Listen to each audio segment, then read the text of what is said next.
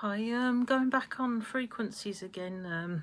Do you like my necklace? I think God's this ain't no accident that I bought this by accident from Claire's.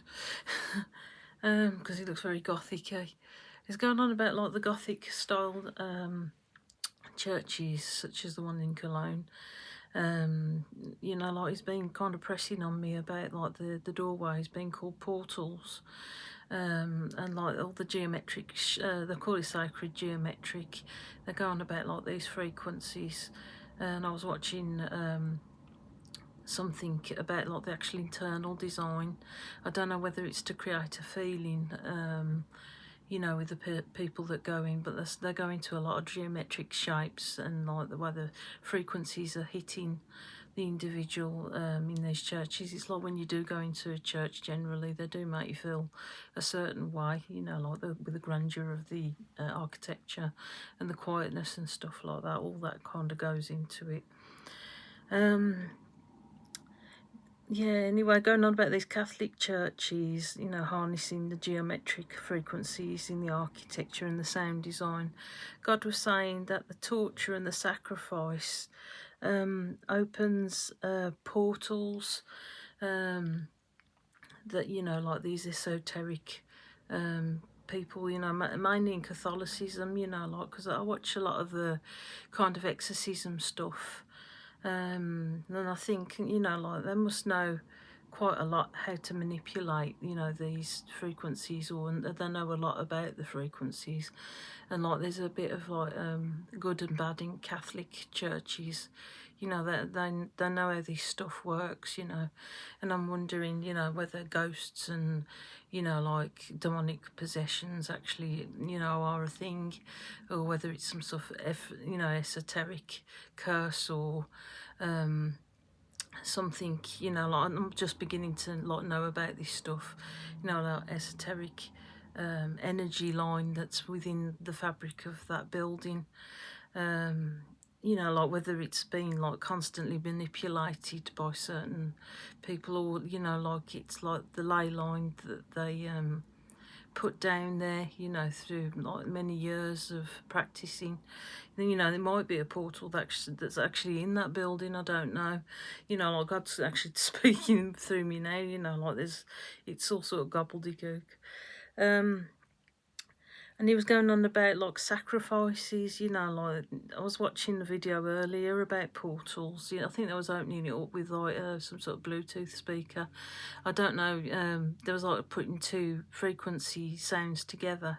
I don't know, it's tonal notes or something, but there was opening this portal in the room. I don't know how true that is, but he's going on about sacrificial tonalities open these portals. And like I know from the feeling he's giving me that you know, these practices were there in these Catholic churches. I think some of them would have cages on the outside where, you know, people were like stripped to the skin and stuff like that. And I don't think crows were like biting at the skins in cages. So, you know, like they knew a thing or two of creating frequencies to frighten the local population and stuff, you know, for good or bad, you know, the torture of these people being hanged up on the outside of the churches.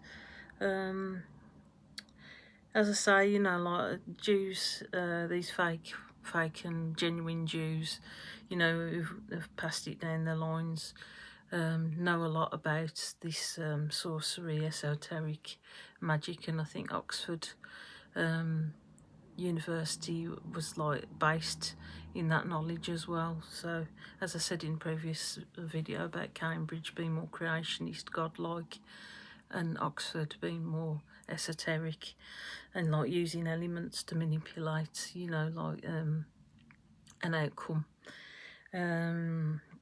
Yeah, so like God was going on about that, you know, like because, you know, like they've used, particularly Catholics and stuff, and Jews with the Talmud, and other fake writings. You know, like they've used this thing of hell in place. You know, like you're going to go to hell. You know, like to use it as a fear generated thing. You know, like God's actually going through what actually, you know, like he's saying about people who sin so much are like kind of off his radar, you know, like because there's not much to save with that soul if they've completely sort of knocked the lights out, you know, like the buzzy bees thing. You know, like you buzzy bees are in order, you know, like the static on a TV set. It's like humans are like that to him, but like when people sin and like are wrathful, they could get like black holes inside them. They could even be esoteric portals. I don't know, but anyway, that's it. You know, like that these people, they know that they've got power to say that these demonic entities have got power, but they haven't really. They're under God's feet. You know, like Satan is under God's feet. But it doesn't, at the end of the day, he isn't a contender to God. He's just humouring him.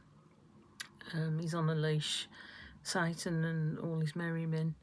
And not from what the feelings I'm getting, you know, he's fairly kind of like a boy, you know, a boy being scolded. And it's what humankind have made out of it, you know, like because like they're in ignorance. The sinners like really caught up with them, and like they're doing the most wickedest stuff in ignorance, you know. And Jesus says on the cross, "Forgive them, for they know not what they do." You know, like so, and like this analogy that you give me when the fall of mankind, you know, like with this going back to the Cain seed thing. There was like the wiggly tadpoles, you know, sin was wiggly tadpoles through that line, Cain, you know, Satan being his father and stuff like that with Eve. The fall of mankind, you know, like it was just like constant escalation of sin through tadpoles, you know, like the seed, it going through all the seed of mankind. So, you know, like, you know, we're all fallen because we've got that forefather in us. You know, like we've been mating, you know, with Adam's side and onwards, so it's impossible, you know, like we're not perfectly Adam seed. You know, like it's just, you know, our belief systems and our bloodlines actually make a big difference to how we turn out, whether it's good or bad. But there's always you know, a way back through Christ to get back to our safe mode. Yeah, so it's like just saying that this demonic thing has always been used by Catholics and, you know, like the nastier end of the Jews that I say are fake Zionists, you know, to kind of make you think that you're going to end up in a place that you're not. You know, it's just a fear thing, and most of it is like, you know, esoteric. It's like manipulation science, you know, the science of the elements that get manipulated. But as I say, God's giving me lots of stuff to do with frequencies, and like these opened portals, you know, like, so like I'm learning each day, you know, what he gives me and stuff. So that again, you know, like relates back to you know, the cologne. That one in particular gives me the scaries, especially the windows, the geometric windows, you know, with that repetitive symmetry kind of thing.